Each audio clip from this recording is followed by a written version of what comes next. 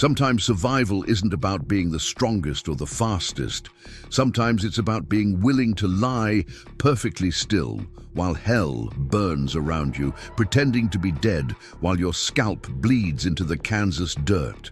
Emma Collins learned this lesson on a Tuesday afternoon in 1856, when the world she knew went up in flames and took everything with it except her stubborn refusal to quit breathing. Before we jump back in, tell us where you're tuning in from. And if this story touches you, make sure you're subscribed, because tomorrow I've saved something extra special for you. The prairie grass stretched endlessly in every direction, a golden sea that rippled and swayed under the August heat like something alive. Emma Collins stood at her kitchen window, kneading bread dough with flour-dusted hands, watching her husband, William, repair the fence post that the last storm had knocked askew. The Kansas Territory sun beat down mercilessly, but their little homestead felt like paradise to her. After 2 years of marriage and 3 seasons of good crops, they'd finally stopped talking about surviving and started talking about thriving. William looked up from his work and caught her watching. Even from 50 yards away, she could see him grin. That crooked smile that had made her say yes when he'd proposed back in Ohio, before they'd packed everything they owned into a wagon and headed west to make their fortune in free soil. He tipped his hat to her, a gesture both gallant and silly, and Emma found herself smiling back despite the heat that made her dress stick to her skin. The first wisps of smoke appeared on the eastern horizon like grey fingers reaching up from the earth. At first, Emma thought it might be another settler burning brush, maybe the Henderson family clearing more land for their expanding farm. But the smoke grew thicker, darker, spreading across the sky like spilled ink. William had stopped working and was shading his eyes with his hand, staring toward the distant plume with the kind of stillness that meant trouble. Emma wiped her hands on her apron and stepped onto the porch. The wind carried something that made her stomach clench with sudden fear. Not just smoke, but the acrid smell of burning buildings, of things that weren't meant to burn. Somewhere, in the distance, she heard what might have been shouting, though it could just as easily have been the wind playing tricks across the endless grass. William was walking toward the house now, his tools forgotten, his pace quick but not quite running. Emma had learned to read her husband's moods in the 2 years since they'd said their vows, and she could see tension in every line of his body. When he reached the porch, his face was grim. "Border ruffians," he said simply, as if those 2 words explained everything. And in Kansas Territory in 1856, they did. Emma felt her heart drop into her boots. Everyone knew about the border ruffians, the pro-slavery raiders who crossed over from Missouri to terrorize Free State settlers. They'd been relatively quiet this summer, but tensions had been building since the sack of Lawrence a few months back. Emma and William had hoped their isolated homestead might escape notice, that they could simply farm their land and stay out of the larger conflict tearing Kansas apart. "How many?" Emma asked, though she wasn't sure she wanted to know the answer. William squinted toward the growing wall of smoke. "Can't tell yet, but that's not a brush fire. That's buildings burning, lots of them." The sound of hoofbeats reached them then, distant but growing closer. Emma's mouth went dry. William grabbed her hand and squeezed it once, hard. "Inside," he said. "Get the rifle and whatever ammunition we have, if they're coming this way." But Emma was already moving, her feet carrying her toward the cabin, before her mind fully processed what was happening. The rifle hung above the fireplace, loaded but not cocked. William had taught her to shoot when they'd first arrived in Kansas, insisting that a woman alone on the frontier needed to be able to protect herself. She'd protested that she was never alone, that he was always there, but now she was grateful for those reluctant lessons. Through the window, she could see riders approaching across the grassland. Not many, maybe 6 or 7, but moving with the kind of purpose that spoke of violence already committed and more violence planned. They rode hard, their horses lathered with sweat, and even from a distance Emma could see they carried torches despite the blazing afternoon sun. William appeared beside her at the window, his own rifle in his hands. His face had gone pale beneath his farmer's tan. "They're painted," he said quietly, and Emma's blood turned to ice water. She could see it now, war paint streaked across. The riders' faces in patterns borrowed from the tribes, but worn by white men who wanted to spread fear and confusion. It was an old trick, one designed to make their raids look like Indian attacks and deflect blame from the pro-slavery forces who sponsored them. But the horses were shod, the riders wore white men's clothes, and their tactics belonged to a different kind of warfare entirely. "Maybe they'll pass by," Emma whispered, though she didn't believe it even as she said it. William's jaw was set in a hard line. "They're not passing by anything." The riders had spotted their homestead now, and Emma could see them changing direction, angling toward the little cabin that had been her whole world for the past 2 years. One of them let out a wild whoop that carried across the prairie, a sound that made every nerve in Emma's body scream for her to run. But there was nowhere to run. The nearest neighbor was 5 miles away, and the prairie offered no cover for someone on foot. Their cabin sat exposed on the grassland, like a target painted on a barn door. William moved toward the door, rifle ready. "Stay inside," he told Emma. "No matter what happens, stay inside and keep that rifle pointed at the door." Emma wanted to protest, wanted to tell him that they should face this together, but the words stuck in her throat. Through the window, she could see the riders spreading out as they approached, surrounding the homestead with practiced efficiency. These weren't random raiders. They knew what they were doing. The front door opened, and William stepped onto the porch, his rifle held casually, but ready. Emma pressed herself against the wall beside the window, where she could see without being seen. Her heart hammered against her ribs like a trapped bird. The lead rider pulled up about 30 yards from the porch. He was a big man with a full beard and eyes like chips of flint. When he spoke, his voice carried easily across the distance. "Morning," he called out as if this were a social visit. "Fine day for farming." William didn't lower his rifle. "Fine day for minding your own business, too." The man laughed, a sound without humor. "Now that's not very neighborly. We're just traveling through looking for abolitionists and troublemakers. You wouldn't know anything about that, would you?" Emma's blood chilled. Everyone in Kansas Territory knew what those words meant. The border ruffians had been systematically targeting free state settlers, burning them out or worse, claiming they were rooting out abolitionists and northern agitators.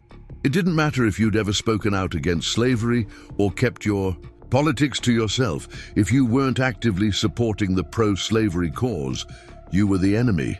Preparing and narrating this story took us a lot of time, so if you are enjoying it, subscribe to our channel. It means a lot to us. Now back to the story. "I'm just a farmer," William said carefully. "Don't involve myself in politics." "Is that so?" The man leaned forward in his saddle. "Funny thing, though. Word is you voted in the last territorial election, and we have it on good authority. You didn't vote the right way?" Emma felt the world tilt beneath her feet. It was true. William had voted for Free State candidates in the fraudulent election the previous year, the one where thousands of Missouri residents had crossed the border, illegally to stuff ballot boxes. But how could these men possibly know that? William's knuckles were white where he gripped the rifle. A man's vote is his own business. Not in Kansas, it ain't. The bearded man's voice had gone cold.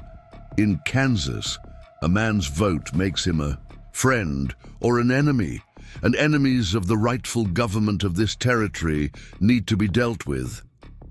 What happened next occurred too fast for Emma's mind to fully process. The bearded man gave some signal she didn't see, and suddenly all the riders were moving at once. William tried to bring his rifle up, but 3 shots rang out simultaneously, and Emma watched her husband crumple to the porch boards like a marionette with its strings cut. Emma bit down on her own fist to keep from screaming.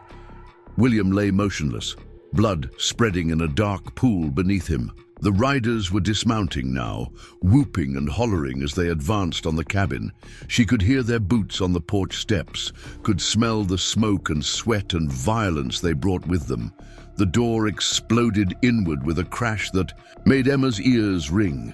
Rough hands seized her arms and dragged her outside into the blazing sunlight. She caught a glimpse of William's still form and had to bite her tongue to keep from crying out his name. "Well, well," the bearded man said, looking her up and down like she was livestock at auction. "What have we here?" Emma tried to pull, free from the hands holding her, but there were too many of them and they were too strong. Her heart hammered so hard she thought it might burst. "Please," she managed to say, "we never hurt anyone. We just wanted to farm." "Farm?" The man laughed that cold laugh again. "On soil that rightfully belongs to slaveholders? I don't think so, lady. You northern agitators come down here thinking you can steal land that's been promised to good. Missouri folks, thinking you can upset the natural order of things." Emma shook her head desperately. "We bought this land legally. We have the papers. Papers written by illegal territorial governments don't mean spit." The man spat in the dust near her feet. "Time you learned what happens to thieves and abolitionists." One of the other raiders, a younger man with wild eyes and liquor on his breath, pulled out a long knife and held it up so the blade caught the sunlight. "What do you say, boys? Should we give this abolitionist witch the same treatment we gave them troublemakers over at Bloody Creek?" Emma's blood turned to ice. She'd heard whispers about what had happened at Bloody Creek. Stories too horrible to believe. Men and women scalped alive, left to die slowly under the prairie sun. She'd told herself such stories were exaggerated, that even border ruffians wouldn't stoop to such barbarism. Looking into their faces now, she realized she'd been wrong. The bearded man considered for a moment, then nodded slowly. "I think that's fitting. Teach folks what happens when they try to make Kansas a free state." Emma tried to run then, fighting against the hands that held her with desperate strength born of terror, but there were too many of them, and they held her fast. The man with the knife stepped forward, that terrible blade gleaming in his hand. "Hold her still, boys. This needs to be done right." Emma felt hands grip her hair, yanking her head back to expose her scalp. She could see the knife descending toward her forehead, could smell the metal and the man's foul breath. In that moment, staring death in the face, something strange happened. Instead of her life flashing before her eyes, Emma found herself thinking about her grandmother back in Ohio, the one who'd taught her that Collins women were made of iron and stubbornness in equal measure. "You bite down and you hold on," her grandmother had always said. "When the world tries to break you, you show it what you're made of." The knife touched her skin and began to cut, and Emma Collins screamed until her voice broke and her throat went raw. But even as the pain exploded through her skull like lightning, even as she felt her scalp peeling away from bone in one horrible, impossible moment, some core part of her remained unbroken. The cutting seemed to go on forever, though it probably lasted only seconds. Emma felt blood cascading down her face, warm and thick and endless. The world went red, then black around the edges, but still she held on, still she refused to let go entirely. When it was over, when the raiders had taken what they'd come for and ridden away whooping into the afternoon heat, Emma lay in the dirt beside her burning cabin and discovered that dying was harder than she'd expected. The pain in her head was beyond anything she'd imagined possible, a grinding, throbbing agony that made every heartbeat feel like another wound. But she was alive, barely, impossibly, but alive. Blood ran into her eyes, blinding her. Her scalp felt like exposed nerve. Endings, every breath of wind across the raw wound, making her want to scream again. But she'd used up her voice, and all that came out was a whisper that the prairie wind stole away. Around her, everything she'd built with William was going up in flames.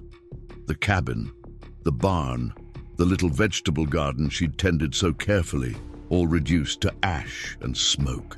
The border ruffians had been thorough, destroying everything that spoke of northern settlement and Free State aspirations. Emma tried to sit up and immediately regretted it. The world spun violently, and she had to press her face back into the dirt to keep from vomiting. Blood loss, she realized dimly. She was losing too much blood.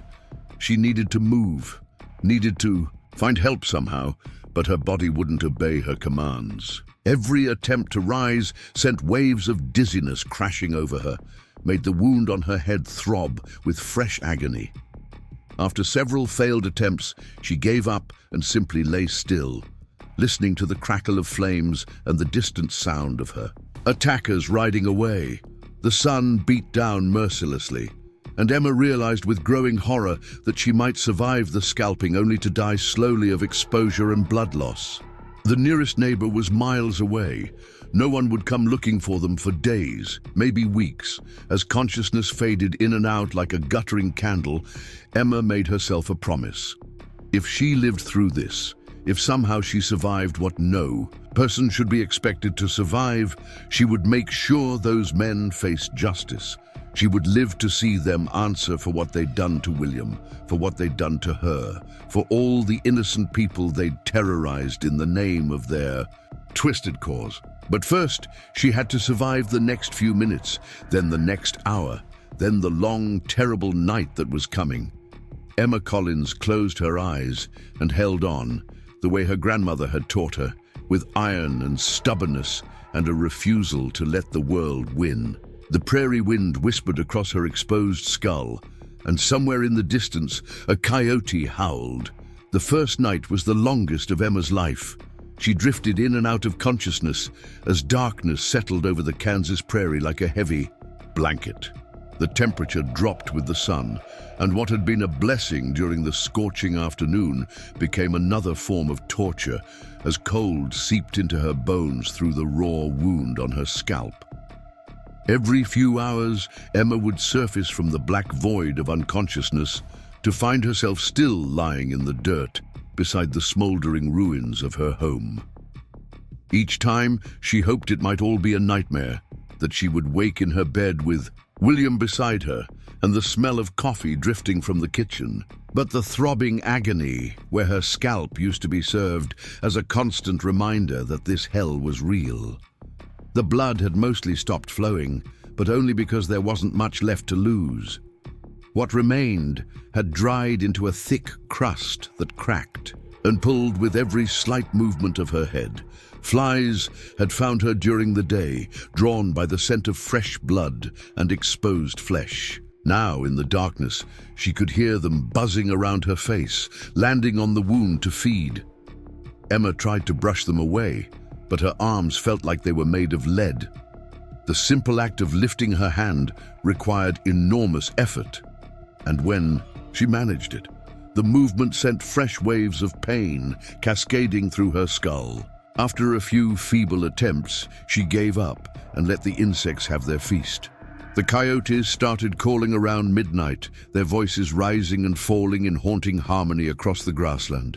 They sounded closer than usual, and Emma realized, with growing dread, that they could smell blood from miles away. How long before they worked up the courage to investigate? How long before she became dinner for the scavengers that roamed the prairie after dark? She tried to make herself smaller, curling into a ball beside what remained of the cabin's foundation. The stones were still warm from the fire, providing a small measure of comfort against the night chill. But even this slight movement required more strength than she possessed, and she ended up sprawled awkwardly on her side, gasping for breath. The second day dawned grey and overcast, clouds rolling in from the west like an approaching army. Emma felt a moment of relief at the prospect of shade, of respite from the brutal sun that had tortured her throughout the previous afternoon. But relief turned to despair when she realized what clouds meant in Kansas during August, storm season. The first raindrops fell around noon, fat and warm, striking her face like gentle fingers. At first, Emma was grateful. The water helped wash some of the dried blood from her eyes, allowing her to see more clearly than she had since the attack. She opened her mouth and let the drops fall on her tongue, tasting the first moisture she'd had in over 24 hours. But as the storm intensified, what had seemed like salvation became another form of torment. Rain poured into the open wound on her scalp, each drop feeling like liquid fire against the exposed flesh. The pain was so intense that Emma found herself whimpering involuntarily, small animal sounds that escaped her throat without permission. The ground around her turned to mud, soaking through her dress and leaving her lying in a puddle of rainwater, mixed with her own blood. Lightning split the sky overhead, followed by thunder that made her skull feel like it was splitting apart all over again. The storm raged for hours, turning the world into a grey nightmare of wind and water and endless, grinding pain. When it finally passed, leaving behind only the sound of water dripping from the charred remains of her home, Emma discovered that exposure to the elements had made everything worse. Her dress clung to her body like a second skin, and she was shivering uncontrollably despite the warm air.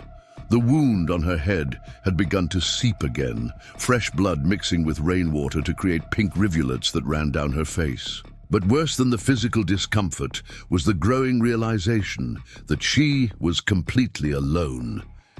No neighbors had come to investigate the smoke from the fire. No travelers had passed by on the distant road. The world had simply moved on without her, leaving her to die slowly in the ruins of her former life. As the second night fell, Emma began to hallucinate. Whether from blood loss, dehydration, or simple shock, her mind started playing tricks on her. She saw William standing in the doorway of their cabin, whole and unharmed, beckoning for her to come inside. She heard her mother calling her name from somewhere in the darkness, the same voice that had comforted her through childhood nightmares. Most cruelly of all, she kept thinking she heard the sound of approaching horses, rescue riding hard across the prairie to save her. Each time, she would force her eyes open and strain to listen, hope fluttering in her chest like a caged bird. But there was never anything there except the wind moving through the grass and the distant call of night birds. The third day brought with it a terrible clarity. The fever that had clouded her thoughts during the previous 2 days broke sometime before dawn, leaving Emma's mind sharp and focused for the first time since the attack. This clarity was almost worse than the delirium because it allowed her to fully comprehend her situation. She was going to die here, alone, in the ruins of everything she had built with William. Her body was shutting down piece by piece, systems, failing as blood loss and exposure took their inevitable toll. Already, she could barely feel her hands and feet. Her vision kept fading in and out, the world becoming a series of still images rather than continuous motion. But along with this terrible awareness came something else, a fierce, burning anger that cut through the pain and despair like a blade. Those men had taken everything from her. Her husband, her home, her future, even her hair and the skin that had covered her skull. They had left her here to die like an animal, expecting her to simply give up and fade away. Well, Emma Collins had news for them. She was still breathing, still thinking, still capable of rage. If she was going to die, she would do it on her own terms, not theirs. She would not give them the satisfaction of breaking her completely. This defiant anger gave her strength she didn't know she still possessed. With enormous effort, Emma managed to roll onto her stomach and then push herself up onto her hands and knees. The world spun violently, and for a moment she thought she might pass out again, but she gritted her teeth and held on, waiting for the dizziness to pass. Slowly, painfully, she began to crawl toward what remained of the well. It was only 20 feet away, but the distance seemed infinite. Every movement sent fresh agony through her wounded head, and several times she had to stop and rest, gasping for breath like a drowning woman. The well had survived the fire, its stone walls blackened but intact. Emma dragged herself to the edge and peered down into the darkness. The water was still there, maybe 8 feet down, clear and cool and impossibly precious. But the rope and bucket that had once made drawing water simple were gone, burned away with everything else. For a long moment, Emma stared into the depths of the well and considered simply letting herself fall forward. It would be quick, quicker than dying slowly of exposure and blood loss. The water would close over her head, and all the pain would stop. But even as the thought formed, she rejected it. That would be giving up, letting the border ruffians win. They wanted her dead, expected her to die. The least she could do was make it difficult for them. Instead, Emma began the slow, agonizing process of lowering herself into the well. The stone walls were rough and provided handholds, but her strength was nearly gone. Twice, she almost lost her grip and fell, saved only by wedging her foot into a gap between stones. When she finally reached the water, it was the most beautiful thing she had ever tasted. Cool and clean and life-giving, it washed away the metallic taste of blood that had filled her mouth for 3 days. She drank until her stomach cramped, then forced herself to stop and rest. The well provided blessed relief from the sun and wind, a small sanctuary in her world of pain. The stone walls kept the temperature cool and steady, and the darkness was easier on her light-sensitive eyes. For the first time since the attack, Emma felt almost comfortable, but comfort was relative. She was still badly wounded, still losing strength with each passing hour. The water helped, but it couldn't replace the blood she had lost or heal the terrible injury to her head. At best, it might buy her another day or two. As she sat in the cool darkness of the well, Emma's mind wandered back to her childhood in Ohio. She remembered long summer days spent exploring the woods behind her family's farm, her grandmother teaching her which plants were safe to eat and which ones could heal minor injuries. She thought about the stories her grandfather used to tell about surviving the winter of 1847, when snow fell for 6 weeks straight and the whole county nearly starved. Survival isn't about being stronger than whatever's trying to kill you, he had always said. It's about being more stubborn. When something wants you dead, you just keep refusing to die until it gets tired and goes away. Emma smiled grimly at the memory. Her grandfather would have been proud to know that his lessons had stuck. She was certainly being stubborn enough. As afternoon faded into evening, Emma heard something that made her heart stop. Hoofbeats. Real. Ones this time, not another hallucination brought on by fever and desperation. Someone was approaching across the prairie, moving at a steady pace toward the ruins of her homestead. For a moment, hope flared in her chest. Rescue at last. Someone had finally come looking for them, had seen the smoke or noticed their absence. At the last church social, but then a more terrifying thought occurred to her. What if it was the border ruffians coming back? What if they wanted to make sure she was really dead? Emma pressed herself against the stone wall of the well, trying to make herself invisible in the shadows.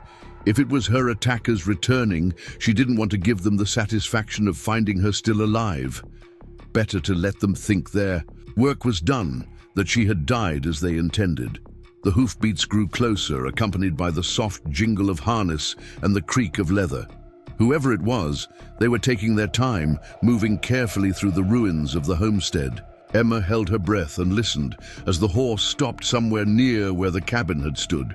She heard boots hit the ground, then footsteps moving through the debris. A man's voice spoke, too low for her to make out the words. but the tone didn't sound threatening. It sounded concerned, almost gentle. "Hello?" The voice called out, louder now.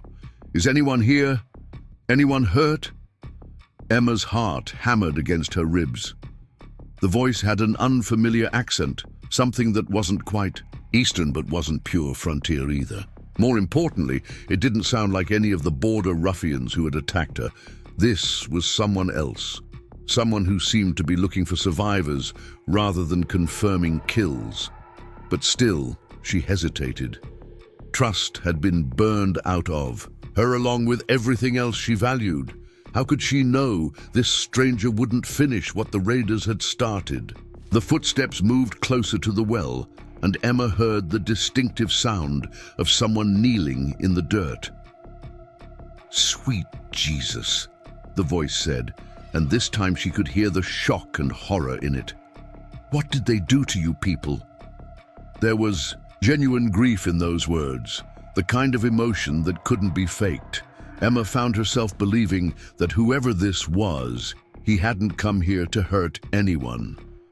But believing and trusting were two different things, and she had learned the difference the hard way. The stranger stood up and began moving around the ruins again, his footsteps systematic and purposeful. He was searching for something or someone. Every few minutes he would call out again, his voice carrying across the prairie. "If anyone's alive out there, I'm here to help. My name's Daniel Stone. I'm a scout, not a soldier. I don't mean any harm." Daniel Stone. The name meant nothing to Emma, but there was something in the way he said it that made her think of steady hands and quiet strength. Still, she remained hidden in the well, paralyzed by indecision. As the minutes passed, she began to realize that her rescuer was getting ready to leave. His voice had moved farther away, and she could hear him talking to his horse in the low, soothing tones men used with animals they trusted. Emma made a decision that took every ounce of courage she had left. Using the last of her strength, she managed to produce a sound that was barely more than a whisper, but in the prairie silence, it might as well have been a shout. "Help!" she croaked, the words scraping her throat like broken glass. "Help me!" The footsteps stopped immediately. Then they came rushing back toward the well, moving fast, but not running. Emma heard the stranger drop to his knees at the edge of the stone circle, and a moment later, his face appeared in the opening above her. What she saw there made her want to weep with relief. It was the face of a man who had seen his share of suffering, but hadn't let it make him cruel. Dark eyes, filled with compassion and concern, weathered skin that spoke of years spent under the open sky, and an expression of such profound sadness at what he was seeing that Emma knew beyond doubt that he meant her no harm. "Mother of God," Daniel Stone whispered, and his voice was thick with emotion. "You're alive. How are you still alive?" Emma tried to answer, but all that came out was a sob that seemed to tear its way up from her very soul. After 3 days of holding herself together through sheer force of will, seeing a friendly face finally broke the dam that had been holding back her tears. Daniel didn't try to talk over her weeping. He simply knelt at the edge of the well and let her cry, his presence steady and reassuring. When the storm of tears finally passed, he spoke again, his voice gentle as a prayer. "I'm going to get you out of there," he said. "But I need you to stay calm and trust me." "Can you do that?" Emma managed a small nod, though she wasn't sure he could see it in the shadows of the well. "Good," Daniel said. "My name's Daniel Stone, like I said before. I'm a scout and tracker, been following the sign of the men who did this to you. Are you hurt anywhere besides your head?" "Don't think so," Emma whispered, her voice still hoarse from crying. "All right, I'm going to lower a rope down to you. Do you think you can hold on while I pull you up?" Emma looked down at her hands, pale and trembling in the dim light. She honestly wasn't sure if she had the strength left to grip a rope, let alone hang on while being pulled out of a well. But she had survived 3 days of hell through stubborn determination. She could manage a few more minutes. "I'll try," she said. Daniel disappeared from view, and Emma heard him moving around above. When he returned, he had a coil of rope in his hands, one end already secured to something solid. "I'm going to lower this down now," he said. "When it reaches you, wrap it around your waist and under your arms. Make it as tight as you can manage. I'll do the rest." The rope dropped into the well, its end dangling just within Emma's reach. With enormous effort, she managed to grab it and follow Daniel's instructions, creating a crude harness that would support her weight during the ascent. "Ready?" Daniel called down. "Ready," Emma replied, though she was anything but. The rope went taut, and slowly, carefully, Daniel began to pull. Emma felt herself rising through the cool darkness of the well, her feet scraping against the stone walls. It seemed to take forever, but finally her head cleared the rim, and she found herself looking out at the Kansas prairie once again. Daniel's strong hands gripped her arms and helped her over the edge, pulling her away from the well and setting her gently on solid ground.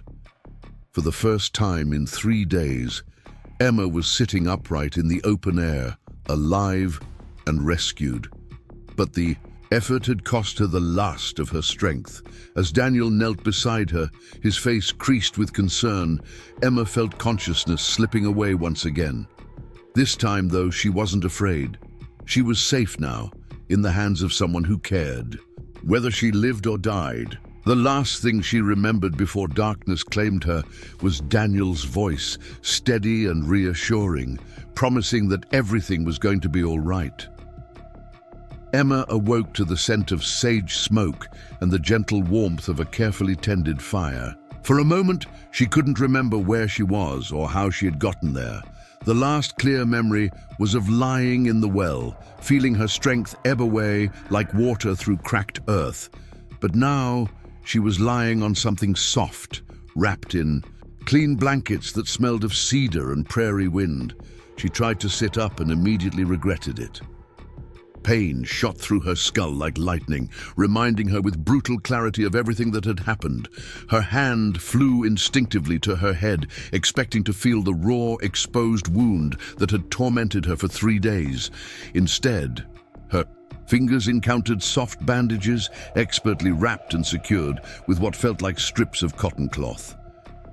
"Easy there," a quiet voice said from somewhere nearby. "You're safe now, but you need to move slow. That head wound needs time to heal." Emma turned carefully toward the voice and saw Daniel Stone sitting cross-legged beside the fire, stirring something in a small iron pot. In the daylight, she could see him more clearly than she had during those desperate moments at the well. He was younger than she had first thought, maybe 30 years old, with the kind of weathered face that came from spending most of his life outdoors. His dark hair hung loose to his shoulders, and his clothes were a mixture of white man's cotton and what looked like Indian-made leather and beadwork. "Where are we?" Emma asked, her voice still rough from days of thirst and screaming.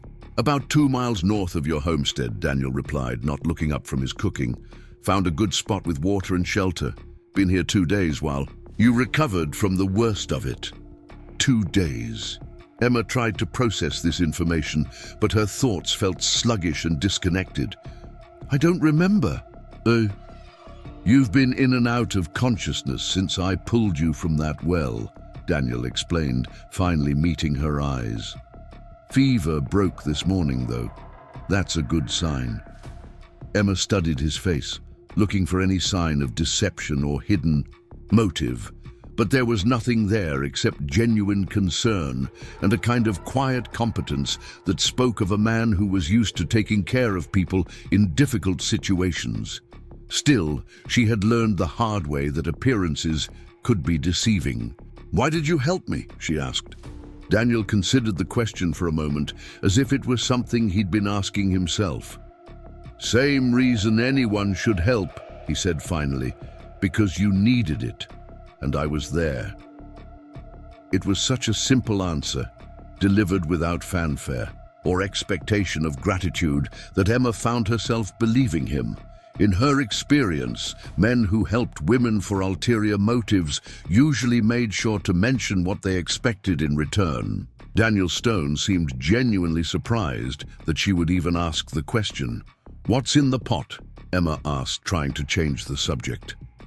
The smell drifting from Daniel's cooking was making her stomach growl for the first time in days. "Rabbit. Stew with wild onions and prairie sage," Daniel replied. "Nothing fancy, but it'll put some strength back in you. You haven't eaten anything substantial in almost a week." Emma realized he was right. She had been so focused on simply surviving the physical trauma of the scalping that she hadn't even thought about food. Now that the immediate danger had passed, her body was beginning to demand the nourishment it needed to heal. Daniel ladled some of the stew into a tin cup and brought it over to where Emma was lying. "Small sips at first," he warned. "Your stomach needs to remember how to handle solid food." The stew was delicious, rich, and warming in a way that seemed to spread through Emma's entire body. She forced herself to eat slowly, even though every instinct screamed at her to devour the entire pot. After days of existing on rainwater and sheer determination, having actual food felt like a miracle. "Thank you," Emma said when she had finished the cup. It seemed inadequate for everything Daniel had done, but it was all she could manage. Daniel nodded and returned to the fire, busying himself with cleaning the pot and banking the coals. Emma got the impression that he was uncomfortable with gratitude, as if helping people was just something he did without expecting recognition for it. "Tell me about the men who did this to you," Daniel said after a few minutes of silence. "What did they look like? How many were there?" Emma felt her stomach clench at the memory, but she forced herself to remember. 7 of them, I think. Maybe 8. They were painted like Indians, but they were white men, border ruffians from Missouri. Daniel's jaw tightened. "I've been tracking them for 3 days. They hit 2 other homesteads before yours left. A trail of destruction, clear across the county." "Other families?" Emma asked, though she wasn't sure she wanted to know the answer. "The Hendersons and the Palmers, both families." Daniel paused, seeming to choose his words carefully. "Both families were killed. You're the only survivor I've found." Emma closed her eyes, feeling a fresh wave of grief wash over her. She had known the Hendersons, had attended church with them, and shared meals at community gatherings. Mary Henderson had been pregnant with their 2nd child. The thought that these innocent people had died while she somehow survived filled her with a guilt that was almost as painful as her physical wounds. "Why me?" she whispered. "Why did I live when they didn't?"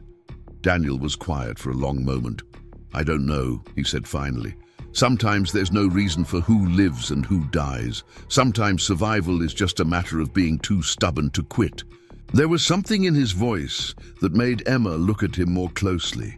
She saw pain there, old and deep, the kind that came from losing people who mattered. Daniel Stone was a man who understood grief, she realized. He had walked this path before. "You sound like you speak from experience," Emma said gently. Daniel's hands stilled on the pot he was cleaning. For a moment, Emma thought he wasn't going to answer. Then he spoke, his voice so quiet she had to strain to hear it. "My mother's village was attacked when I was 12 years old. Soldiers came in the night, said they were looking for hostile warriors, burned everything to the ground, killed anyone who tried to run." He paused, staring into the fire. "I lived because I was small enough to hide under a pile of buffalo hides. Stayed there for 2 days, listening to the soldiers search through the ruins." Emma felt her heart clench with sympathy. "I'm sorry," she said, knowing the words were inadequate but needing to say them anyway. Daniel shrugged, but Emma could see the old pain in his eyes. "Long time ago. Point is, I know what it's like to lose everything and wonder why you're still breathing when better people aren't." They sat in silence for a while, each lost in their own thoughts. Emma found herself studying Daniel's face in the firelight, noticing details she had missed before. The strong line of his jaw, the way his eyes crinkled slightly at the corners, the calloused hands that spoke of years of hard work. He was handsome in a rough frontier way, but more than that, he radiated a quiet strength that made her feel safe for the first time since the attack. "What happened to you after?" Emma asked. "After your mother's village was destroyed?" "Wandered for a while," Daniel replied. "Eventually ended up living with my father's people in Missouri. Learned to speak English properly, how to read and write, but I never quite fit in there either. Too Indian for the white folks, too white for the tribes." Emma nodded, understanding better now why Daniel had been in the right place to save her. He was a man caught between two worlds, just as she was now caught between her old life and whatever came next. "Is that why you became a scout?" she asked. "Partly, also because I'm good at tracking, and there's always someone who needs finding out here." Daniel glanced at her, then looked away quickly. "Besides, it keeps me moving. Never stay in one place long enough to get attached to anything." There was something wistful in his voice that made Emma wonder if he was as content with his wandering lifestyle as he pretended to be. But she didn't press the issue. She had learned that some wounds needed time to heal before they could be talked about. As evening fell, Daniel built up the fire and spread his bedroll on the opposite side of the flames from where Emma was lying. She appreciated the gesture, the way he respected her space and didn't assume that rescuing her gave him any rights over her. After what she had been through, the last thing she needed was another man trying to control her life. "Daniel," Emma said as he settled down for the night, "what will happen now? I mean, what happens to me?" Daniel was quiet for so long that Emma thought he might have fallen asleep. Finally, he spoke into the darkness. "That depends on what you want to happen," he said. "I can take you to Lawrence if you want. There are people there who help folks who've lost their homes to the border ruffians. Or if you have family back east." "I don't," Emma said quickly. "William and I came out here because we didn't have anyone left in Ohio. No family, no connections." "Then we'll figure something else out," Daniel said. "You don't have to decide tonight. Just focus on getting your strength back." Emma pulled the blankets tighter around herself and stared up at the stars. For the first time since the attack, she allowed herself to think about the future, about what kind of life might be possible for a woman who had lost everything. It was terrifying and liberating at the same time, this blank slate that stretched out before her. The next morning, Emma woke to find Daniel already up and moving around the camp. He had caught several fish in the nearby stream and was cleaning them with practiced efficiency. Emma watched him work, noting the careful way he handled the knife, the economical movements that spoke of years of practice. "Good morning," Daniel said when he noticed she was awake. "How are you feeling?" Emma took careful inventory of her body. The pain in her head had settled into a dull, manageable ache, and for the first time in days, she felt truly alert and clear-headed. "Better," she said, surprised to realize it was true. "Much better." "Good enough to sit up and eat breakfast?" Daniel asked. Emma nodded and slowly pushed herself into a sitting position. The world stayed steady this time, and she felt a small surge of triumph at this simple accomplishment. Daniel cooked the fish over the fire and served it with wild berries he had gathered along the stream. As they ate, Emma found herself studying his profile, noticing the way the morning light caught the copper highlights in his dark hair. There was something peaceful about sharing a meal with him, something that reminded her of the quiet companionship she had shared with William in the early days of their marriage. The thought of William brought a fresh stab of grief, and Emma had to look away to hide the tears that suddenly filled her eyes. It felt like a betrayal somehow, sitting here enjoying herself when her husband was barely cold in his grave. Daniel seemed to sense her change of mood, "It's all right to feel guilty about being alive," he said quietly. "But don't let it eat you up inside. The dead don't want us to stop living just because they can't anymore." Emma looked at him in surprise. "How did you know what I was thinking?" "Because I've been there," Daniel replied. "After my mother died, I spent years wondering if I deserved to survive when she didn't. Nearly killed myself with guilt and self-hatred before I figured out that living well was the best way to honor her memory." Emma considered this, turning, the idea over in her mind like a smooth stone. "How do you live well after something like this?" she asked. "One day at a time," Daniel said. "Focus on small things at first. Eating when you're hungry, sleeping when you're tired, putting one foot in front of the other. The bigger picture comes later." They spent the rest of the morning in comfortable silence, Daniel tending to his gear while Emma rested and watched. The prairie grass wave in the breeze. Around midday, he announced that they would be moving on. "Where are we going?" Emma asked. "There's a place I know about a day's ride from here," Daniel explained. "An old trading post that's been abandoned for years. It's got 4 walls and a roof, which is more than we have here. You need a real shelter while you finish healing." Emma nodded, trusting his judgment. Daniel had proven himself capable of making good decisions about her care, and she wasn't ready to start questioning him now. The journey to the trading post was slow and careful, with frequent stops to rest and check on Emma's condition. Daniel had rigged up a travois behind his horse, a simple stretcher made from poles and hide that allowed Emma to ride lying down. It wasn't comfortable, but it was better than walking, and it kept her from jarring the healing wound on her head. As they traveled, Daniel told her stories about the country they were passing through.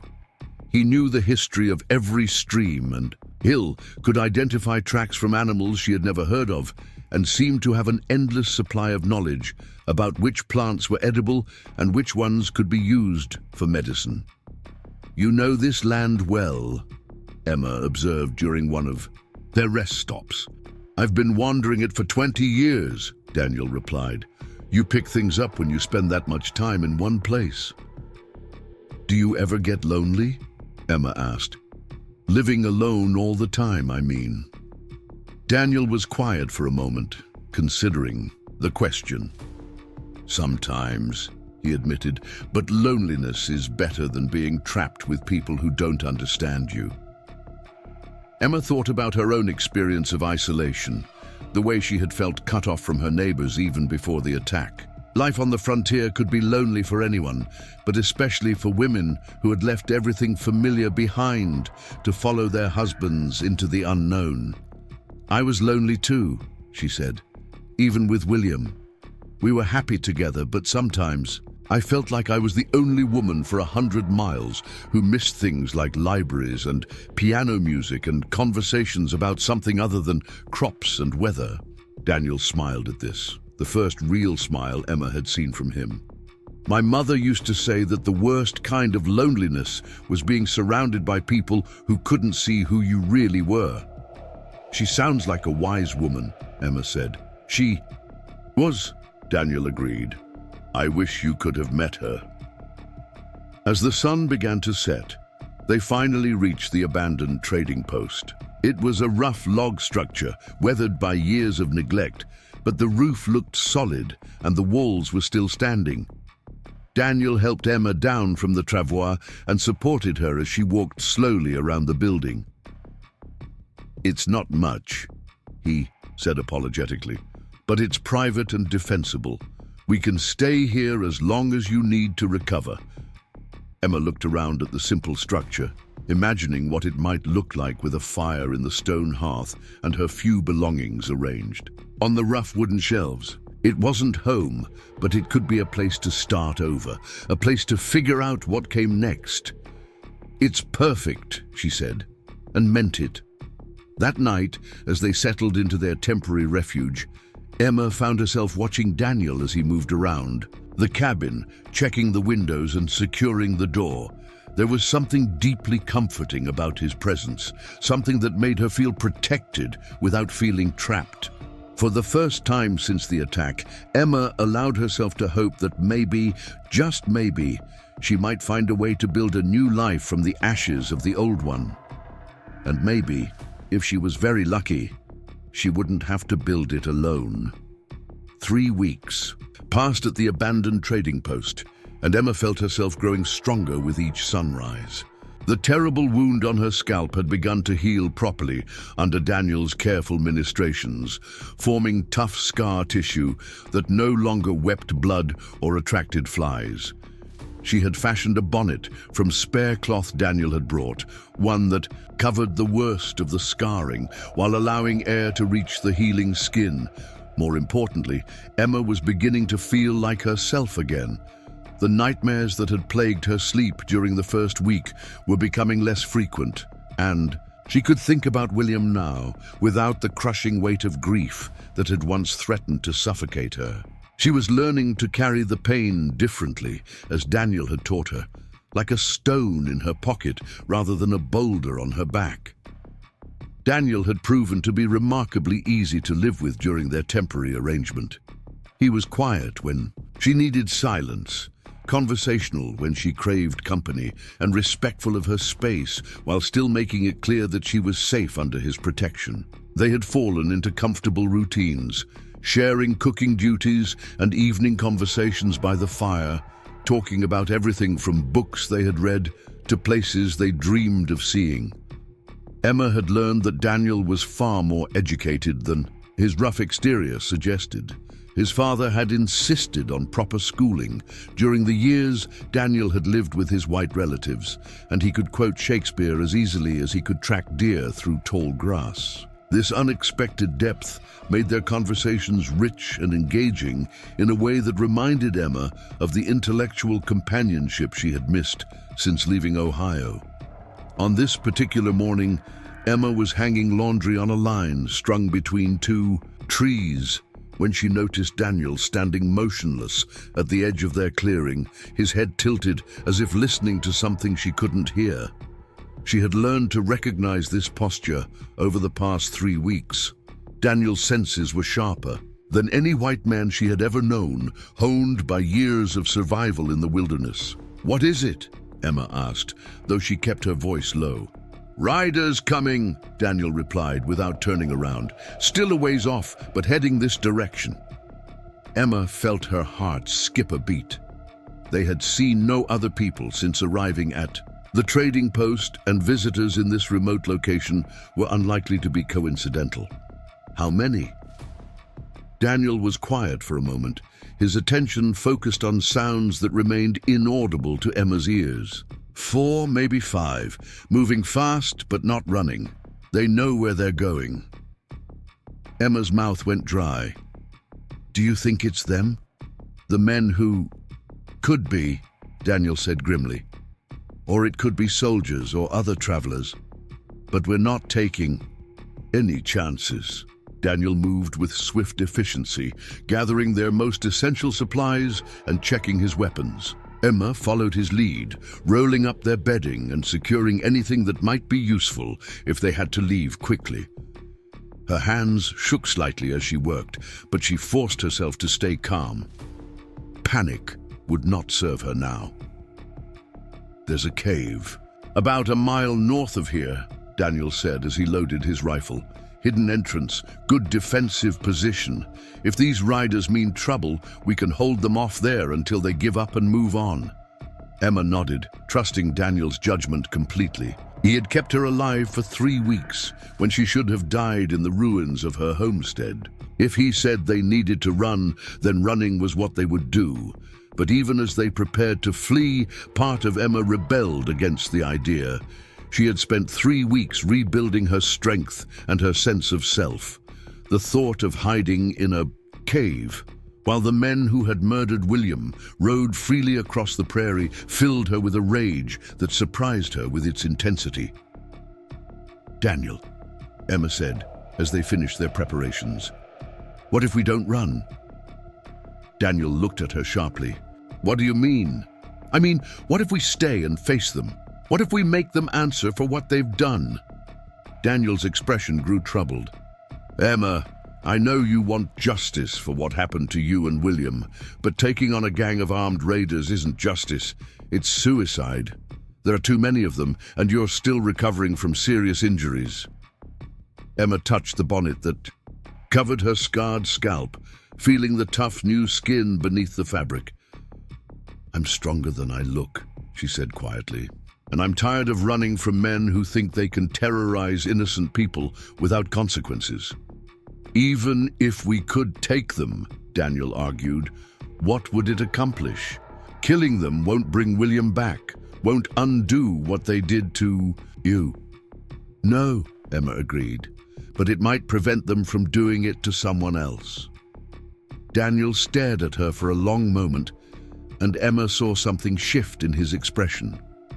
The protective concern was still there, but underneath it was a growing respect for her determination. She wasn't the same broken woman he had pulled from the well 3 weeks ago. That woman had been a victim. This woman was something else entirely. You're sure about this? Daniel asked. Emma thought about Mary Henderson and her unborn child, about all the innocent families these men had destroyed in their campaign of terror. She thought about William, who had died trying to protect her from monsters who painted their faces and called it war. I'm sure, she said. Daniel nodded slowly. All right then, but we do this smart, not reckless. These men are killers, but they're also cowards who prey on helpless families. They won't be expecting organized resistance.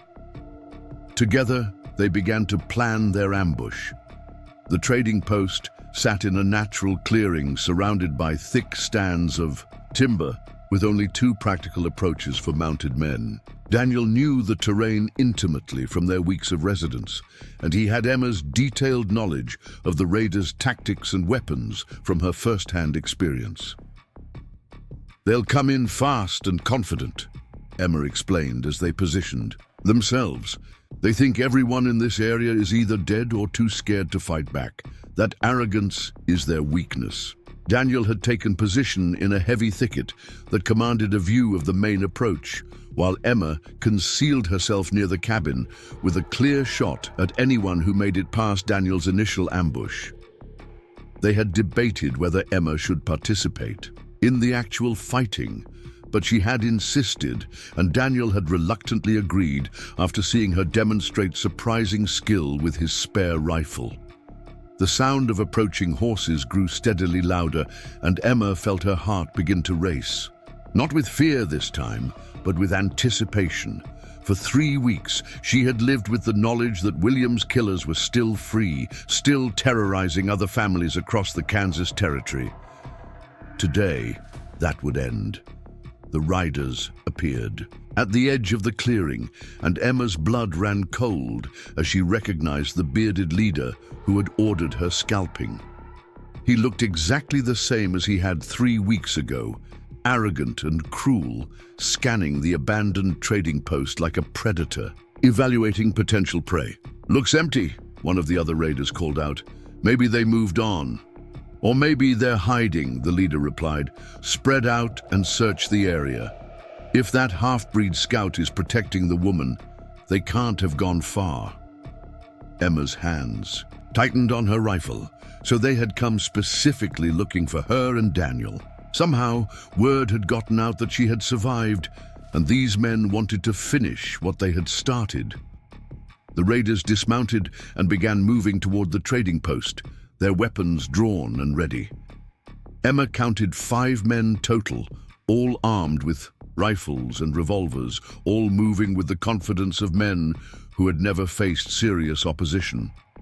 Daniel's rifle cracked from the thicket, and one of the raiders spun and fell, his weapon flying from his hands. The remaining 4 men immediately took cover, shouting and firing wildly into the trees where they thought the shot had come from. It's an ambush, the leader bellowed. Find them and kill them. 2 of the raiders began moving toward Daniel's position, while the other 2 approached the trading post. Emma waited until they were close enough that she couldn't miss. Then, squeezed the trigger of her rifle. The shot took the nearest raider in the chest, dropping him instantly. His companion spun toward Emma's position, raising his own weapon, but Emma had already rolled away from her original hiding spot. Daniel's training had taught her never to stay in one place after revealing her position. The battle that followed was brief but intense. The raiders, accustomed to terrorizing defenseless families, found themselves facing opponents who knew the terrain and fought with the desperate courage of people defending their lives. Daniel moved through the timber, like a ghost, using his knowledge of the forest to stay ahead of the men hunting him. Emma used the trading post's log walls for cover, picking her shots carefully and making each bullet count. When the smoke cleared, 4 of the 5 raiders lay dead in the clearing. The leader, wounded but still alive, had taken cover behind a fallen log and was calling out desperately. "We can make a deal," he shouted. "There's money in this for you if you let me walk away." Emma stepped out from behind the trading post, her rifle trained on the log where the raider was hiding. "Come out with your hands empty," she called back, "and face me like the man you pretended to be when you murdered my husband." The raider emerged slowly, his left arm hanging useless at his side where Daniel's bullet had shattered his shoulder. Up close, Emma could see that he wasn't nearly as impressive as he had seemed 3 weeks ago. Without his gang and his victims' helplessness, he looked like what he really was, a coward and a bully who had finally met someone willing to fight back. "You," he said, recognition dawning in his eyes as he saw Emma's face. "But you're supposed to be dead. We scalped you proper." "You tried," Emma replied coldly, "but it takes more than a knife and some paint to kill a Collins woman." The raider's eyes darted around the clearing, perhaps hoping for rescue that would never come. "Listen, I was just following orders. The real planners are back in Missouri, important men with political connections. You kill me, and they'll send more." "Let them come," Emma said. "I'll be ready." Daniel emerged from the timber, his rifle covering the wounded raider. "What do you want to do with him?" he asked Emma. Emma studied the man who had destroyed her life, who had murdered William and left her to die in agony. Part of her wanted to pull the trigger, to end him the way he had ended so many innocent people. But looking at him now, wounded and terrified, she realized that killing him wouldn't bring her the satisfaction she had expected. "Tie him up," she said finally. "We'll take him to Lawrence and let the territorial authorities deal with him. Let him stand trial for what he's done." Daniel nodded approvingly. Justice instead of revenge. William would have been proud. As they secured their prisoner and gathered the weapons from the dead raiders, Emma felt a strange sense of completion settling over her. The terrible circle that had begun with the attack on her homestead was finally closed. She had survived, she had fought back, and she had won. But more than that, she had discovered something about herself that she hadn't known existed. Beneath the civilized veneer of the farmer's wife from Ohio lay the heart of a warrior, someone who could face down killers and emerge victorious. The border ruffians had tried to break her, but instead they had forged her into something stronger. That evening, as they made camp several miles from the trading post, Emma and Daniel sat by their fire and talked about what came next. The immediate threat was over, but the larger questions about their future remained unanswered. "I meant what I said back there," Emma told Daniel as they shared a simple meal. "About being ready if more of them come. I'm not running anymore, not hiding from men who think they can terrorize people with impunity." Daniel poked at the fire with a stick, sending sparks spiraling up into the darkening sky. "And what does that mean, practically speaking?" Emma had been thinking about this question for hours. "It means I want to do something useful with my life, something that matters. Maybe work with other families who've lost everything to the border ruffians, help them rebuild or relocate safely. Maybe learn more about tracking and fighting so I can help people defend themselves." "That's dangerous work," Daniel observed, "especially for a woman alone." Emma looked at him across the fire, seeing the question he hadn't quite asked reflected in his dark eyes. "I wouldn't have to be alone," she said quietly. "If I had a partner who understood what I was trying to accomplish." Daniel met her gaze steadily. "Are you asking me to stay?" "I'm asking if you want to," Emma replied.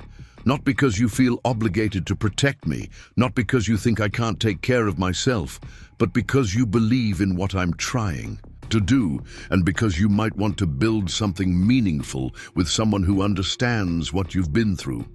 Daniel was quiet for a long time, staring into the flames. Emma held her breath, suddenly afraid that she had misread the connection between them, that he would choose his wandering life over the uncertain future she was offering. Finally, Daniel looked up and smiled, the same genuine smile that had surprised Emma weeks ago at their first camp. "I've been wandering for 20 years, he said. "Maybe it's time I found something worth staying for." Emma felt her heart leap, with a joy she hadn't experienced since before the attack. Not the desperate gratitude of a victim toward her rescuer, but the genuine happiness of a woman who had found someone who truly understood her. "So what do we call ourselves?" Daniel asked with a hint of humor in his voice. "The Collins Stone Detective Agency?" Emma laughed, the sound bright and free in the prairie darkness. "How about we just call ourselves partners and see where it leads?" "Partners," Daniel agreed, and the word carried the weight of a promise. As they settled down for the night, Emma found herself thinking about William and the life they had planned together. The grief was still there, would always be there, but it no longer felt like a burden she had to carry alone. William would have wanted her to be happy, would have approved of the strong, capable man who had helped her find her way back to herself. Looking up at the stars scattered across the vast Kansas sky, Emma Collins, survivor, warrior, partner, began to plan for a future that finally felt worth fighting for. The Lawrence courthouse buzzed with tension as Emma Collins walked through its heavy wooden doors, her hand resting lightly on Daniel's arm. Word had spread quickly through the Kansas territory about the woman who had survived scalping and fought back against the border ruffians, and the gallery was packed with settlers, soldiers, and newspaper correspondents, eager to witness the trial that had captured the territory's attention. Emma had traded her makeshift bonnet for a proper hat that she'd purchased in town, one that covered her scars while allowing her to hold her head high with dignity. The wound had healed into a pattern of raised white lines across her scalp, visible when she removed her hat, but no longer the raw, weeping horror it had been months ago. She wore it now like a badge of honor, proof of what she had endured and overcome. The captured border ruffian leader, whose name turned out to be Marcus Caldwell, sat at the defendant's table with his court-appointed lawyer, his wounded arm still supported by a sling. He avoided Emma's gaze as she took her seat in the front row, but she could see the way his hands trembled whenever the prosecutor mentioned the details of the attacks. District Attorney Hamilton rose to address the jury, a collection of merchants, farmers, and tradesmen who represented the growing Free State population of Kansas. "Gentlemen of the jury," he began, his voice carrying clearly through the packed courtroom, "we are here today to determine justice for crimes that strike at the very heart of civilized society. The defendant stands accused of murder, arson, and acts of terrorism designed to drive innocent families from their lawful homes." Emma listened as Hamilton methodically laid out the evidence against Caldwell, describing the systematic campaign of violence that had claimed the lives of dozens of settlers across 3 counties. When her turn came to testify, Emma walked to the witness stand with steady steps, her voice clear and unwavering as she recounted the attack on her homestead. "He ordered my husband shot down in cold blood," Emma testified, her eyes fixed on Caldwell. "Then he held me while another man scalped me alive, leaving me to die in the ruins of everything William and I had built together." The courtroom was silent as Emma described her 3 days of survival in the well, her rescue by Daniel, and their eventual confrontation with the raiders. Several jurors shifted uncomfortably in their seats when she detailed the scalping, and more than one spectator wiped away tears. Caldwell's defense attorney, a nervous young man named Peterson, attempted to argue that his client had been following orders from higher authorities in Missouri, that he was merely a soldier in a larger political conflict. But the strategy backfired when Emma's cross-examination revealed the calculated cruelty of the attacks. "Tell me, Mr. Peterson," Emma said when given the opportunity to address the defense, "what military objective was served by scalping an unarmed woman? What strategic advantage came from burning down a schoolhouse full of children's books?" Peterson had no answer, and the jury's faces showed their disgust at the attempt to justify the unjustifiable. The trial lasted 3 days, and when the verdict came back guilty on all charges, the courtroom erupted in applause that took several minutes for the judge to quiet. Caldwell was sentenced to hang, though Emma found herself feeling less satisfaction at the outcome than she had expected. Justice had been served, but it couldn't bring back William or undo the suffering of all the families who had lost everything to men like Caldwell. After the trial, Emma and Daniel found themselves minor celebrities in Lawrence. Newspaper reporters wanted to interview the warrior woman of Kansas, and well-meaning citizens constantly approached them on the street to offer congratulations and support. The attention made Emma uncomfortable, but Daniel helped her see it as an opportunity to do the work she had talked about during their nights by the fire. They established what they called the Kansas Settlement Protection Service, offering their skills to families who wanted to homestead in the territory but feared the continuing violence. Daniel's tracking abilities and Emma's intimate knowledge of border ruffian tactics made them uniquely qualified to help settlers choose safe locations and defend themselves if attacked. Their first clients were the Kowalski family, Polish immigrants who had lost everything when raiders burned their first homestead near Topeka. Jan Kowalski was a skilled carpenter but knew nothing about frontier defense, while his wife Maria spoke little English and was terrified of the isolation they faced on their new claim. Emma spent long hours with Maria, teaching her basic English and showing her how to load and fire a rifle. The woman's hands shook the first time she held the weapon, but Emma was patient, remembering her own fear and uncertainty. "In the old country, women do not fight," Maria said in her halting English. "But this is not old country, yes?" "No," Emma agreed. "This is Kansas, and in Kansas, everyone fights for what they believe in." Daniel worked with Jan to fortify their new cabin, showing him how to position the building for the best defensive advantage and construct hidden firing positions that could give the family an edge if they were attacked. He also taught Jan to read signs of approaching trouble, the subtle changes in wildlife behavior that often preceded human violence. The Kowalski family proved to be quick learners, and within a month, they had transformed their vulnerable homestead into a well-defended position that could withstand anything short of a full military assault. More importantly, they had gained the confidence that came from knowing they weren't helpless victims waiting for someone else to save them. Word of Emma and Daniel's success spread through the territory, and soon they were receiving requests for help from settlements as far away as Nebraska and Colorado. Each assignment brought new challenges and taught them valuable lessons about the realities of frontier life. They helped the widow, Martha Freeman, establish a boarding house for single women in a town that had been hostile to female independence.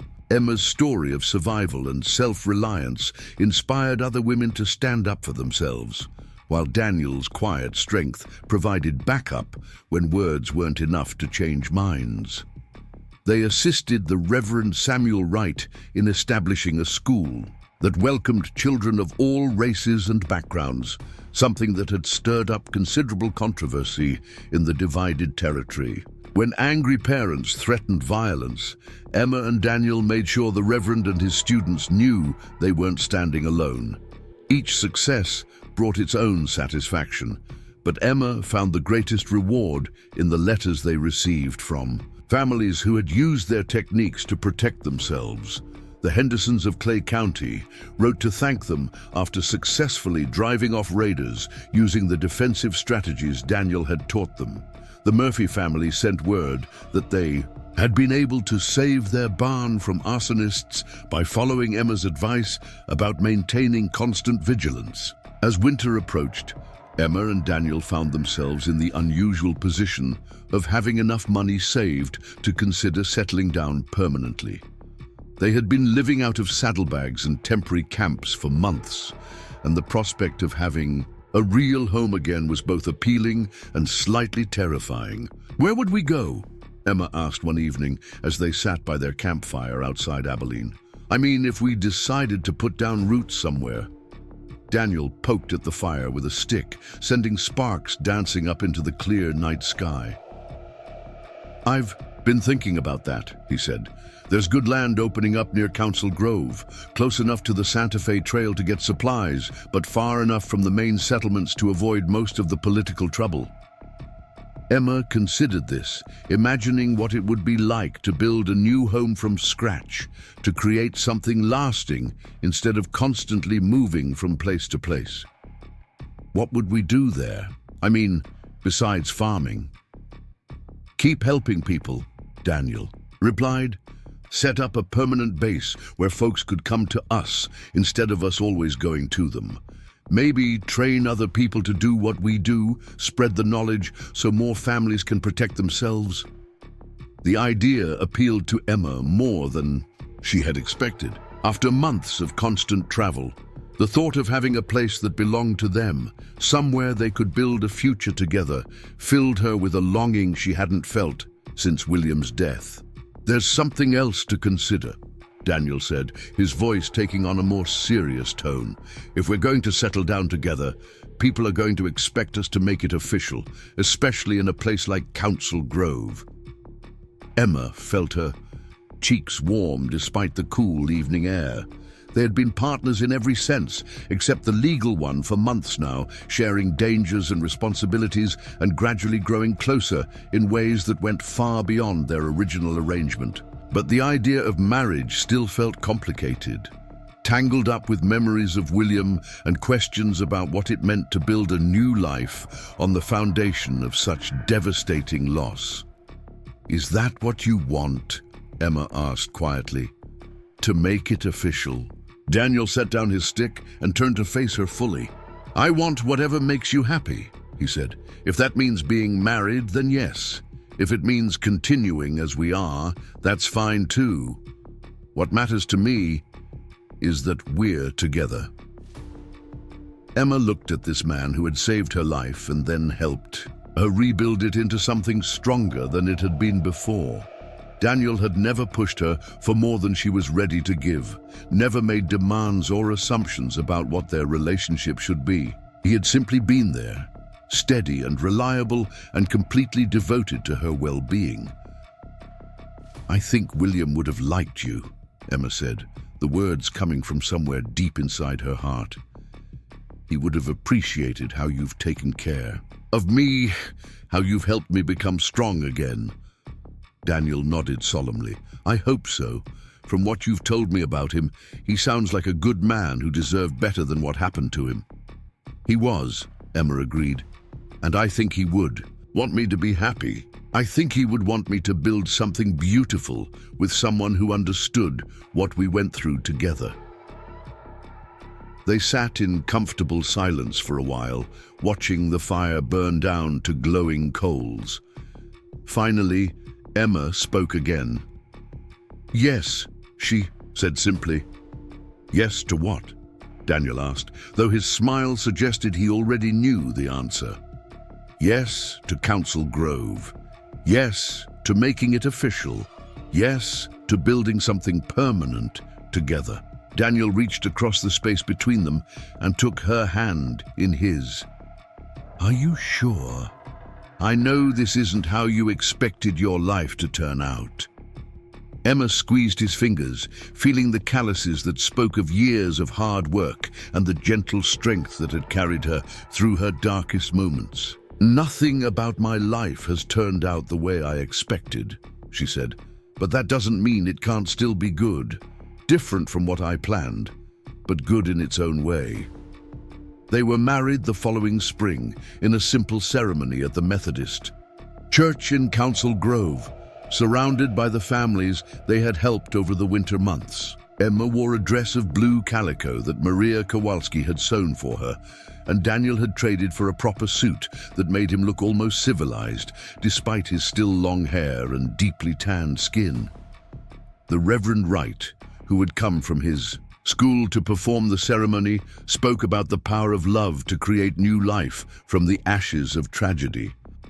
"Marriage," he said, "is not just the joining of two people, but the creation of something entirely new, something that honors the past while embracing the future." After the ceremony, they hosted a reception at the cabin they had built on their claim near the grove. It was a modest structure compared to the grand homes Emma had known in Ohio, but it was solid and well-crafted, with wide windows that let in plenty of light and a stone fireplace that Daniel had built with his own hands. The party lasted until well after sunset, with fiddle music and dancing, and more food than their small community had seen in months. Emma found herself laughing more than she had since before William's death, surrounded by people who had become family through shared struggles and mutual support. As the evening wound down and their guests began to drift away, Emma stood on the porch of her new home and looked out over the land they now owned together. In the distance, she could see the lights of other homesteads, families who had found the courage to build new lives in this challenging territory. Daniel joined her on the porch, wrapping his arms around her from behind and resting his chin on the top of her head. "Any regrets?" he asked softly. Emma leaned back against his solid warmth, feeling safer and more content than she had in longer than she could remember. "Only one," she said. "What's that?" "I wish William could have met you. I think you two would have been friends." Daniel tightened his embrace slightly. "Maybe we will be someday, when it's time." Emma smiled at the thought, imagining some distant future where all the good people she had known could meet and share stories about the lives they had built together. But for now, she was content to focus on the present, on the man who held her, and the home they had created, and the work they would continue to do together. "I love you, Daniel Stone," Emma said, the words feeling natural and right in the Kansas darkness. "And I love you, Emma Stone," Daniel replied, using her new name for the first time. Emma Stone. It sounded strong, like someone who could survive anything and help others do the same. Someone who could build a new life from the ruins of the old one and make it something beautiful. As they stood together on their porch, watching the stars emerge in the clear prairie sky, Emma thought about all the families they had helped and all the ones they would help in the years to come. The Kansas Settlement Protection Service would continue to grow, training more people to defend themselves and their communities against those who would terrorize the innocent. But tonight was about them, about the love they had found in the midst of tragedy and the future they would build together. Emma Collins had died in the ruins of her first homestead, scalped and left for dead by men who thought violence could solve their problems. Emma Stone had been born from those ashes, stronger and wiser and ready to face whatever challenges lay ahead. She had learned that survival wasn't just about staying alive, but about finding reasons to keep living, to keep building, to keep hoping for something better. And as Daniel's arms tightened around her and the prairie wind whispered through the grass, Emma Stone knew that she had found her reason, and it was enough. 5 years had passed since Emma and Daniel Stone established their homestead near Council Grove, and their reputation had spread far beyond the borders of Kansas Territory. The Kansas Settlement Protection Service had grown from a two-person operation into a network of trained defenders scattered across the frontier, each one carrying forward the lessons Emma and Daniel had learned through blood and determination. Emma stood in the doorway of the schoolhouse they had built behind their main cabin, watching as 30 children from across 3 counties practiced reading from primers that Daniel had hauled back from his last trip to St. Louis. The schoolhouse represented everything they had fought to protect, a place where children could learn and grow without fear, where knowledge could flourish even in the harsh environment of the frontier. Among the students was 8-year-old Mary Kowalski, whose parents had been among Emma and Daniel's first clients. The girl had inherited her mother's quick mind and her father's stubborn determination, and she was already reading at a level that would have been impressive for children twice her age in more established cities. "Mrs. Stone," Mary called out, raising her small hand. "Will you tell us again about the time you faced down those bad men?" Emma smiled and shook her head. "We're here to learn about reading and arithmetic, not old war stories." But the other children immediately took up Mary's request, their young faces eager for the tale they had heard dozens of times, but never tired of hearing. Emma looked around at these frontier children, already tough beyond their years, but still innocent enough to believe that good always triumphed over evil if you were brave enough to stand up and fight. "All right," Emma conceded, settling into the teacher's chair at the front of the room. "But this time, I want you to think about what the story teaches us, not just the exciting parts." The children leaned forward attentively as Emma began to speak, her voice steady and clear. But today, instead of focusing on the violence and drama of her confrontation with the border ruffians, she told them about the harder lessons, the ones that had taken her years to understand. The most important thing wasn't learning how to shoot or how to track bad men through the woods, Emma explained. The most important thing was learning that being strong doesn't mean you never get hurt. It means you figure out how to keep going even when everything seems hopeless. Young Timothy Wright, the preacher's son, raised his hand. "But how do you know when to fight and when to walk away?" Emma considered the question carefully. It was something she and Daniel had discussed many times over the years as they encountered situations that didn't have clear answers. "You fight when you're protecting something that matters more than your own safety," she said finally. "Your family, your neighbors, your beliefs about what's right. But you don't fight just because someone makes you angry or because you want revenge. Fighting should always be about protecting something good, not just destroying something bad." But the lesson was interrupted by the sound of approaching horses, and Emma felt her old instincts kick in. Even after 5 years of relative peace, she never completely relaxed her vigilance. Too many good people had died because they assumed they were safe. But when she looked out the window, Emma smiled with relief and genuine pleasure. The riders were familiar faces, members of their extended network who had come for the annual gathering they held each spring.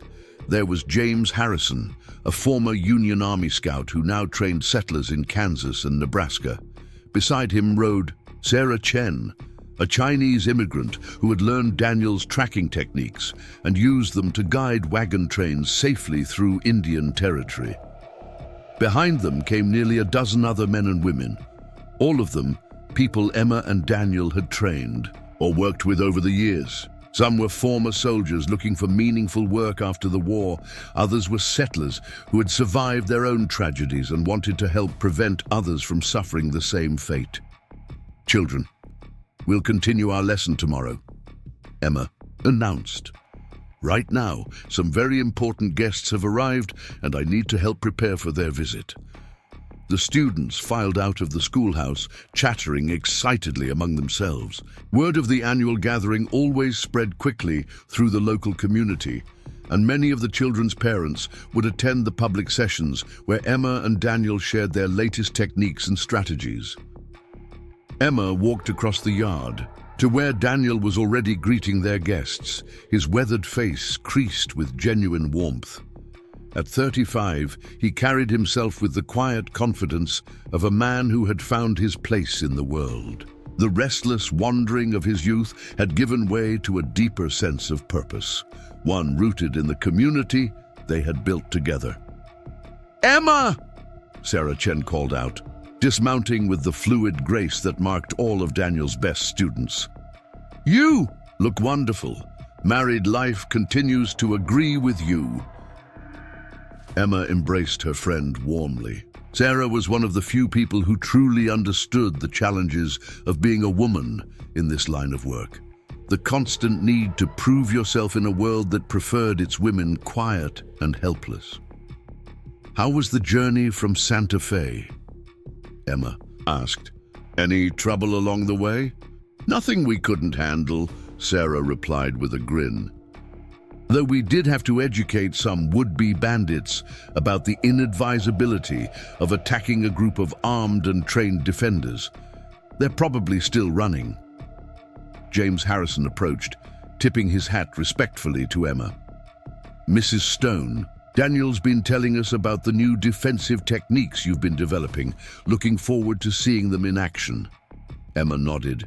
Over the winter months, she and Daniel had been experimenting with ways to help smaller communities protect themselves without requiring extensive military training. The techniques relied more on psychology and preparation than on firearms, though those remained important as well.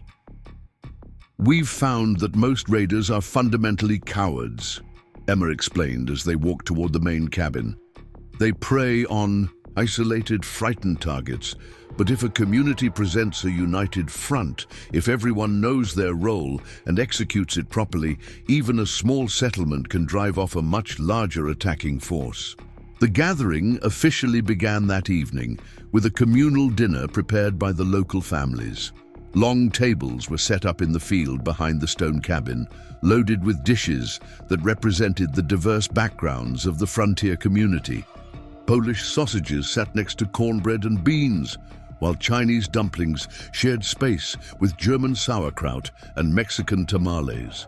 Emma found herself seated between Maria Kowalski and Dr. Rebecca Morrison, a physician who had moved to Kansas specifically to work with Emma and Daniel's organization.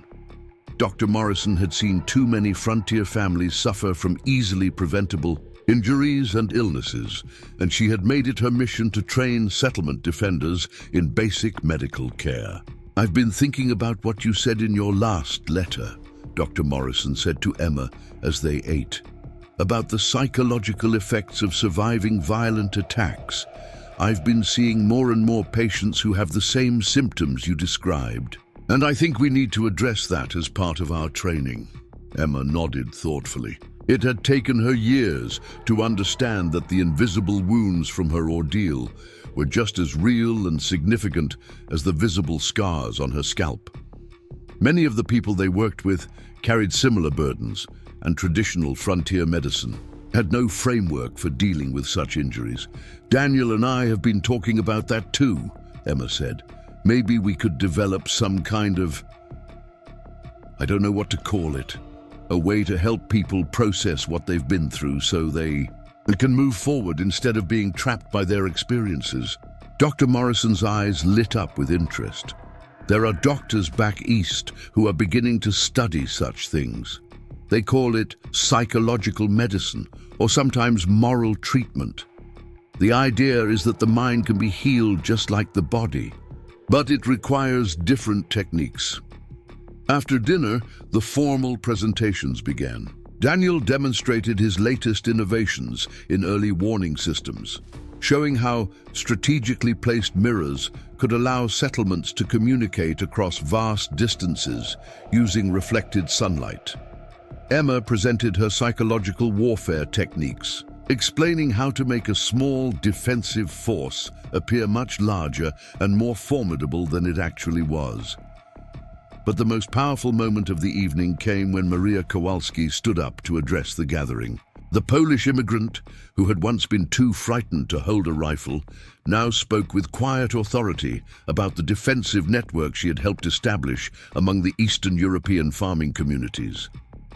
"When my family first came here, we were like sheep waiting for wolves," Maria said, her English now clear and confident. "We thought we had no choice but to be victims. But Emma and Daniel, they showed us that we always have choice. Choice to run or to stand. Choice to be afraid or to be brave. Choice to help each other or to face danger alone."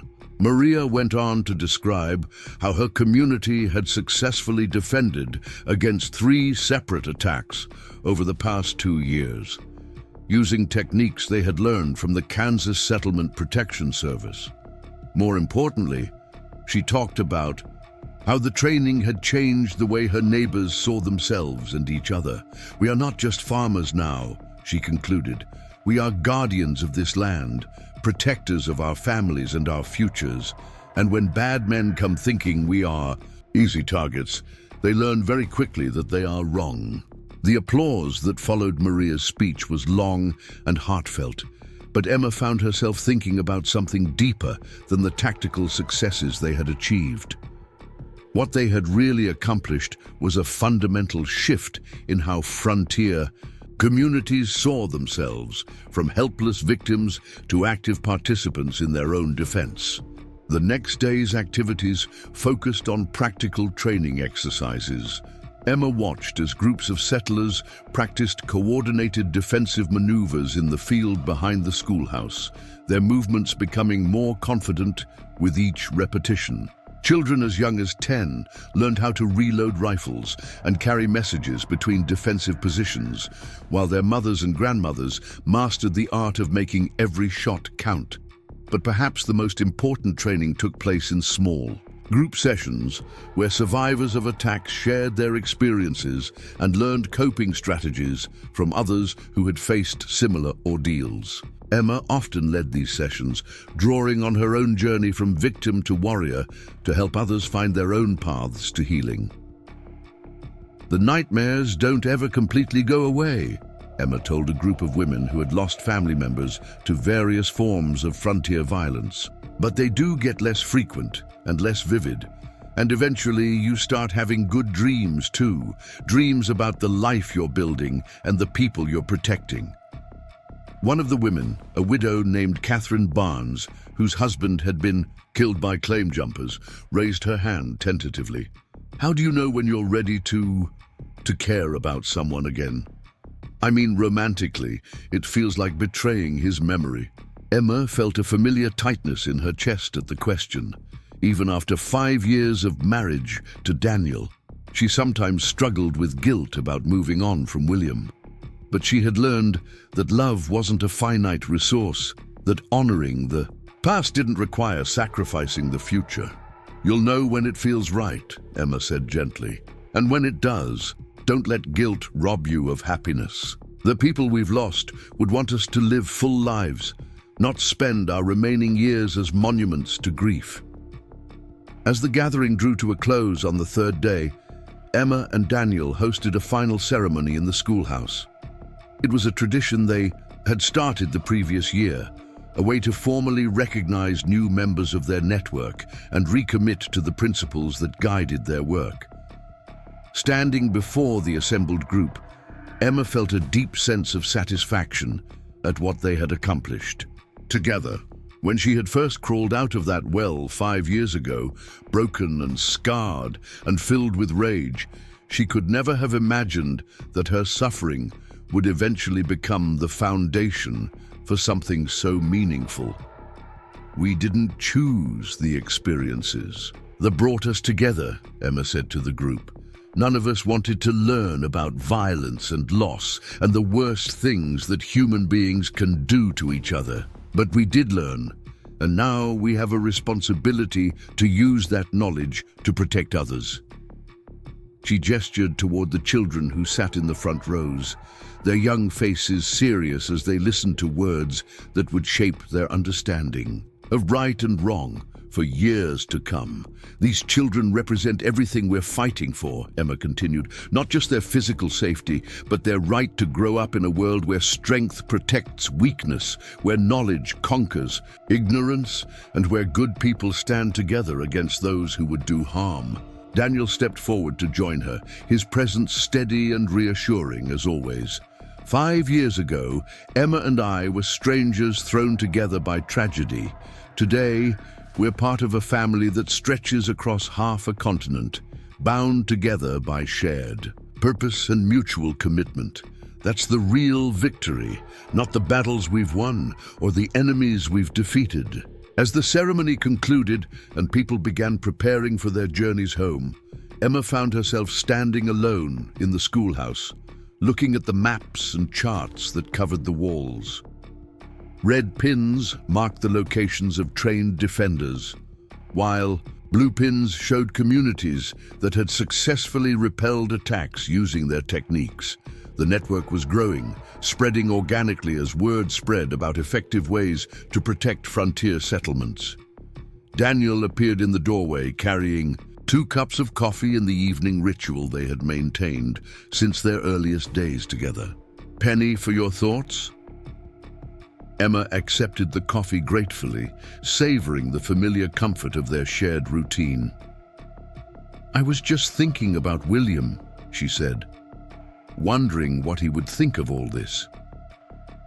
Daniel nodded, no longer uncomfortable, when Emma mentioned her first husband. Over the years, he had come to understand that William was part of Emma's story, not a rival for her affections, but a foundation upon which her current happiness was built. "I think he'd be proud," Daniel said simply, "proud that his death wasn't meaningless, that it became part of something larger." Emma smiled, feeling the familiar warmth that came from being truly understood. "I think so too. And I think he'd like knowing that we named the schoolhouse after him." The William Collins Memorial Schoolhouse served children from across 3 counties, providing education that went far beyond reading and arithmetic to include the practical skills needed for frontier survival. It was a fitting memorial to a man who had believed in the power of knowledge and the importance of building something lasting. As they walked back to their cabin together, Emma reflected on the unexpected turns her life had taken. She had come to Kansas as a farmer's wife, expecting to spend her days tending gardens and raising children in peaceful obscurity. Instead, she had become something she never could have imagined: a teacher, a warrior, a leader who helped others find strength they didn't know they possessed. The scars on her scalp, hidden now beneath hair that had grown back in irregular patches, served as daily reminders of how quickly life could change. But they also reminded her of her own resilience, her capacity to endure the unendurable and emerge stronger on the other side. That night, as she and Daniel sat on their porch watching the stars emerge in the clear Kansas sky, Emma thought about the letters they received regularly from people whose lives had been touched by their work. Families who had successfully defended their homes, women who had found the courage to leave abusive situations, children who had grown up knowing they were capable of protecting themselves and others. "Do you ever wonder what would have happened if you hadn't found me that day?" Emma asked Daniel, her voice soft in the prairie darkness. Daniel considered the question seriously, as he always did when she asked about the paths not taken. "I try not to think about it too much," he said finally, "because then I start thinking about all the people we've helped who might not have been helped, all the children who might not have learned to defend themselves. The ripple effects would have been enormous." Emma nodded, understanding what he meant. Their work had created a web of connections and influences that stretched far beyond what they could see or measure. Every person they trained went on to train others, creating an ever-expanding circle of knowledge and preparedness. "Sometimes I think that's the real point of survival," Emma said. "Not just staying alive yourself, but making sure your survival means something that it helps other people survive too. Daniel reached over and took her hand, his fingers intertwining with hers in a gesture that had become as natural as breathing. "You've certainly done that. There are hundreds of families across the frontier who are alive today because of what you went through and what you chose to do with that experience." As they sat together in comfortable silence, Emma felt a deep sense of peace settle over her. The angry, broken woman who had crawled out of that well 5 years ago had been transformed into someone she could be proud of. Someone who used her strength to lift up others rather than tear down enemies. The Kansas Territory was still a dangerous place, still plagued by violence and conflict as the nation struggled with questions about slavery and statehood. But scattered across that dangerous landscape were communities of people who refused to be victims, who had learned to stand together against those who would prey upon the innocent. And at the heart of that network, in a modest cabin near Council Grove, Emma and Daniel Stone continued their quiet work of turning survivors into protectors, victims into victors, and tragedy into triumph. It was not the life Emma had planned, but it was the life she had chosen, and she had never been more certain that she had chosen well. Up next, you've got 2 more standout stories right on your screen. If this one hit the mark, you won't want to pass these up. Just click and check them out.